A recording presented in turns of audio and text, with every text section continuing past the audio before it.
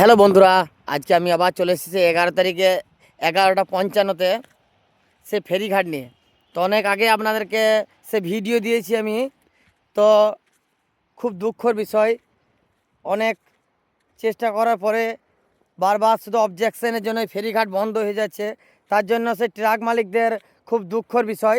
7 মাস থেকে এই রাস্তা বন্ধের জন্য, তিলপাড়া ব্যারেজ বন্ধের জন্য দুঃখর বিষয়ে পড়ে গেছে। ঠিক আছে, খুব দুঃখের মধ্যে পড়ে গেছে। তো আপনাদেরকে সেই ফেরিঘাটের রাস্তা দেখাচ্ছি।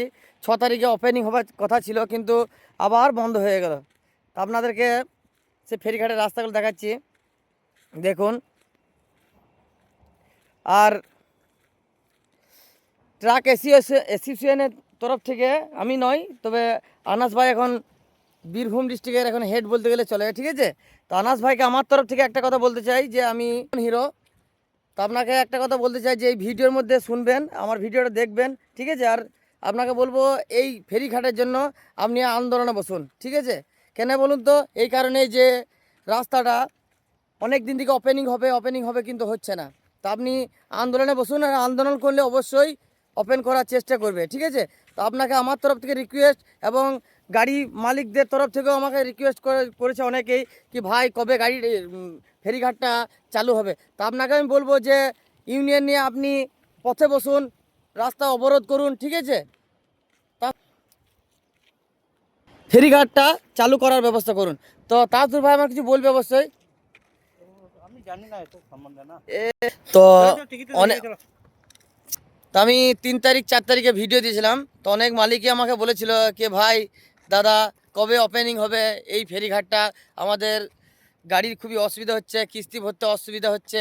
তো যথাযথভাবে চেষ্টা করার ব্যবস্থা করে যে রাস্তা যেন চালু হয়। ঠিক আছে, তা আমি অ্যাসোসিয়েশনের তো কিছু নয়, ওই জন্য আমার তরফ থেকে কিছু বলতে পারছি না। এই ভিডিওটা আপনারা দেখুন, আপনারা আসুন। কিন্তু বন্ধ করে দিচ্ছে, কী করবো, কিছু তো করার তো নেই। তার সত্ত্বেও আমি ভিডিও আপনাদেরকে দিচ্ছি, আপলোড করছি ফেসবুক, ইনস্টা, ইউটিউবের মধ্যে। তো এই ভিডিও আমি ফেসবুক, ইনস্টা, ইউটিউবের মধ্যে পোস্ট করব, আপনারা দেখবেন। আপনারা আসুন, দেখুন সেই পাথরের কথা বলছিলাম, যেই পাথর যে রাস্তা বন্ধ করা হয়েছিল, সেই রাস্তার জন্য আমি আপনাদেরকে দেখিয়ে দিচ্ছি। এই রাস্তা দিয়ে সেই পাথরের গাড়ি পাথর ফেলিয়ে চলে গেছে, যে রাস্তাটা বন্ধ করার জন্য। দেখুন, বুঝতে পারছেন, এই পাথর ফেলার জন্য গাড়ি রাস্তা এই মুহূর্তে এখন বন্ধ আছে। ওপেনিং যেদিন হবে আপনাদেরকে দেখিয়ে দেবো, কিন্তু এই মুহূর্তে এখন বন্ধ আছে। আপনাদেরকে ওপেন করবে অবশ্যই। আমি ভিডিও আপনাদেরকে সেই ডেটে আমি চালু করার দিনে আপনাদেরকে আমি দেখিয়ে দেবো।